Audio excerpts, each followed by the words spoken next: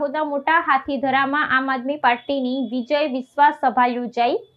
અરવિંદ કેજરીવાલ અને ભગવંત માને વિશાળ જનમેદનીને સંબોધી। દાહોદ જિલ્લાના લીમખેડા તાલુકા અંતર્ગત આવતા મોટા હાથીધરા ખાતે આમ આદમી પાર્ટી દ્વારા એક ભવ્ય વિજય વિશ્વાસ સભાનું આયોજન કરવામાં આવ્યું હતું। આ રાજકીય મંચ પર પક્ષના રાષ્ટ્રીય સંયોજક અરવિંદ કેજરીવાલ અને પંજાબ રાજ્યના મુખ્યમંત્રી ભગવંત માને વિશેષ ઉપસ્થિતિ દર્શાવી હતી। બંને અગ્રણી નેતાઓએ આદિવાસી બાહુલ્ય ધરાવતા વિસ્તારમાં એકત્રિત થયેલી વિશાળ જનમેદનીને સંબોધિત કરી અને પક્ષની વિચારધારા લોકો સુધી પહોંચાડવાનો પ્રયાસ કર્યો હતો।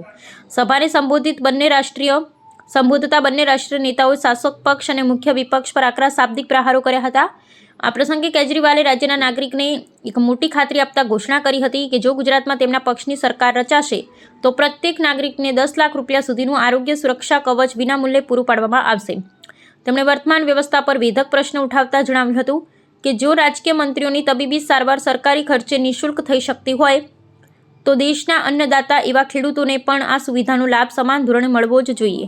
આ મહત્વપૂર્ણ જનસભાના મંચ પર પક્ષના પ્રદેશ અધ્યક્ષ ઈસુદાન ગઢવી અને ડેડિયાપાડા વિધાનસભા ક્ષેત્રના ધારાસભ્ય ચૈત્ર વસાવા સહિતના પ્રાદેશિક અગ્રણીઓએ પણ હાજરી આપી હતી। આદિવાસી પટ્ટામાં આયોજિત આ સભાને પગલે સ્થાનિક નાગરિકો અને પક્ષના પાયાના કાર્યકરોમાં ભારે ઉત્સાહનું મોજું જોવા મળ્યું હતું। નેતાઓના આગમન અને જનતા તરફથી મળેલા વ્યાપક પ્રતિસાદને જોતા આગામી સમયમાં રાજકીય સમીકરણોમાં આ જનસભા નોંધપાત્ર અસર ઊભી કરે તેવી પ્રબળ શક્યતાઓ સેવાઈ રહી છે। आदिवासी समाज के बीच में आदिवासी इलाके में आके आप सब लोगों से मिलके बहुत अच्छा लग रहा है। दोस्तों, पिछले 30 साल में भारतीय जनता पार्टी ने कांग्रेस के साथ मिलके गुजरात को लूट लिया, लेकिन सबसे ज्यादा उन्होंने आदिवासियों को लूटा है। सबसे ज्यादा उन्होंने आदिवासी समाज के ऊपर अत्याचार किया है। आज पूरे गुजरात के अंदर सबसे गरीब, सबसे शोषित और सबसे पिछड़ा आदिवासी समाज है। तुम्हारे ही पैसे हैं वो। इन्होंने कौन सा कोई कपास बेची है, मूंगफली बेची है इन्होंने? तुम्हारा ही लूटा हुआ माल है वो। इसलिए इनको सबक सिखाना बहुत जरूरी हो गया। तो भाजपा वाले और कांग्रेस वाले आपस में मिले हुए हैं। कांग्रेस को वोट दोगे, समझ लो भाजपा के पास चली गई, क्योंकि उनका एमएलए उनमें शामिल हो जाता है। तो हम आपकी लाखों वोट लेके शामिल हो जाता है वो उधर, तो आपकी लाखों वोट बीजेपी को चली गई। हालांकि आपने बीजेपी के खिलाफ वोटिंग की थी। तो इन दोनों को एक ही पार्टी समझना और आम आदमी पार्टी को अपनी पार्टी समझना कि ये हमारे बच्चों की पढ़ाई की बात कर रहे हैं, वो लड़ाई की बात करते हैं, हम पढ़ाई की बात करते हैं। हम जात पात की राजनीति नहीं करते भाई साहब। हम तो बच्चों को अच्छे स्कूल, अच्छे अस्पताल, अच्छी फसलों के भाव और किसान की मेहनत का मूल्य, ये हमारी तो ये एजेंडा रहता है। महिलाओं के लिए हमने 1000 रुपया जनरल कैटेगरी और 1500 रुपया एससी कैटेगरी में हर महीने महिलाओं के खाते में आएंगे। हमने वादा किया था और चौथे साल में वादा पूरा कर दिया भाई साहब। घर में अगर बहू है, बहन है, मां है, 3 हो गए तो 4500 रुपया हर महीने आपके खाते में आ जाएगा भाई साहब। 4500 रुपया, उसमें भी कोई कार्ड नहीं, कोई ये नहीं कि इसका 1 लाख से कम इनकम होनी चाहिए या ये होना चाहिए, वो कोई उसमें बंदिश नहीं है। बस आप पंजाब के बसनीक होने चाहिए। बस आधार कार्ड पे बन जाता कार्ड। अगर नीयत अच्छी हो तो ऐसे सरकारें चलती हैं और सरकार को घाटा भी नहीं है। बिजली पंजाब में बिल्कुल फ्री है। घरों वाली बिजली बिल्कुल फ्री है। घर का बिजली का बिल 90% पंजाब में जीरो आता है। जीरो। यहां पे बिल आता है, बिजली आती नहीं। मुझे जो पता लगा। और पेपर फूटते हैं। हर पेपर में विद्यार्थी सोचते हैं मैं किताबें पढ़ के अपनी किस्मत बदल लूंगा, लेकिन पता चलता है 1 दिन पहले पेपर फूट गया।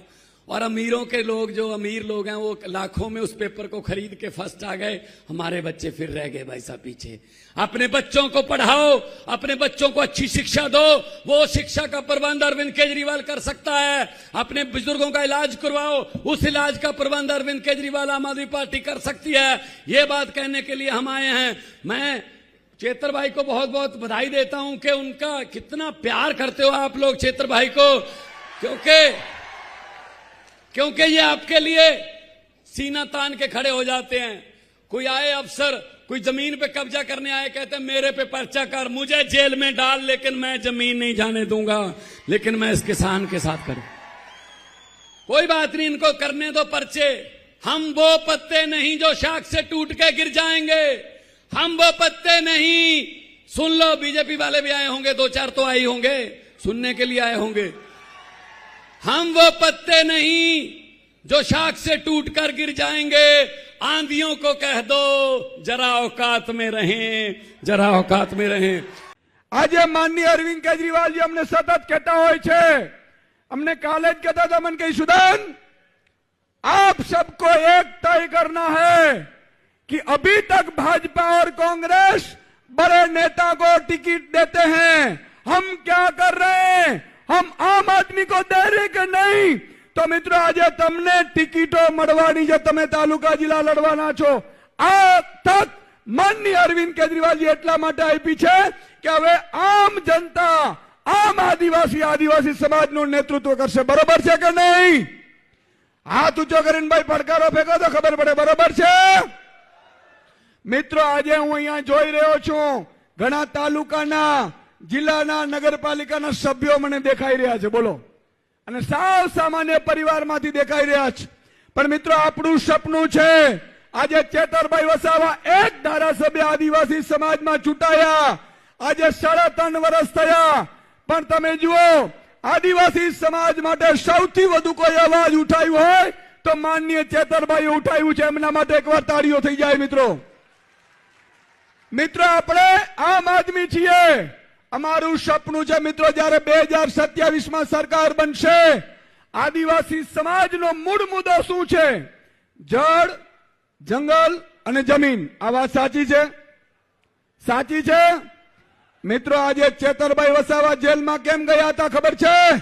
આજ ભાજપ વાળાએ અધિકારીઓને મોકલી અને જમીન ઉપર કબજો કર્યો હતો, એટલા માટે થઈને ચેતરભાઈ અવાજ ઉઠાવ્યો ને એટલા માટે જેલમાં નાખી દીધા। મિત્રો, તમારે ઘરે ઘરે ચેતર વસાવા તૈયાર થવાનું છે। હવે તમારે નેતૃત્વ કરવાનું છે, તાલુકાનો, તમારે જિલ્લાનું નેતૃત્વ કરવાનું છે, અને તમારે આદિવાસી સમાજનું ઉત્થાન કરવાનું છે મિત્રો।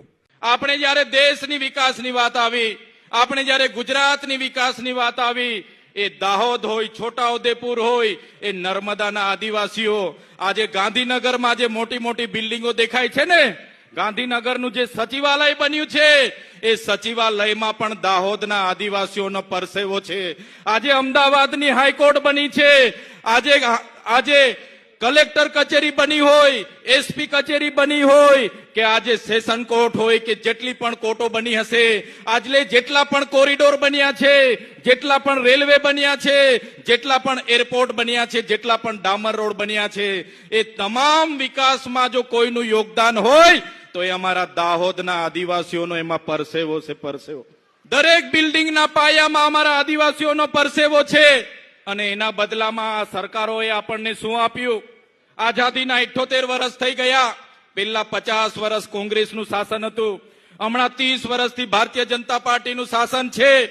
આજે પણ આજે આપણે શિક્ષકો માટે આંદોલન કરવાનું કે સાહેબ અમને શિક્ષકો મૂકી આપો। આજે શાળાઓ માટે આપણે આંદોલનો કરવાના કે અમારી શાળા બનાવી આપો।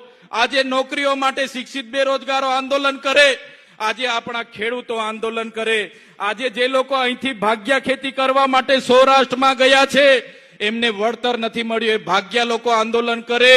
આજે આપણા વિસ્તારમાં આપણા અધિકારો માટે આંદોલન થાય, નર્મદાનું પાણી અહીંયા મળે એના આંદોલન થાય, નળ સે જલનું પાણી પીવાનું મળે એના આંદોલન થાય। પણ સરકાર આંદોલનને નિરાકરણ લાવવાની જગ્યાએ પોલીસનો ઉપયોગ કરીને લાઠીચાર્જ કરે છે, આપણા નેતાઓને દબાવવા માટે ખોટા કેસ કરે છે। આ મંચ પરથી એ નેતાઓને પણ કહેવા માંગુ છું, એ ભાજપના નેતાઓ કાન ખોલીને સાંભળી લે, તમને જેટલું વેઠા એટલું જ અમારા લોકોને હેરાન કરજો, કેમ કે અમે વ્યાજ સહિત એનો હિસાબ કરવાના છે।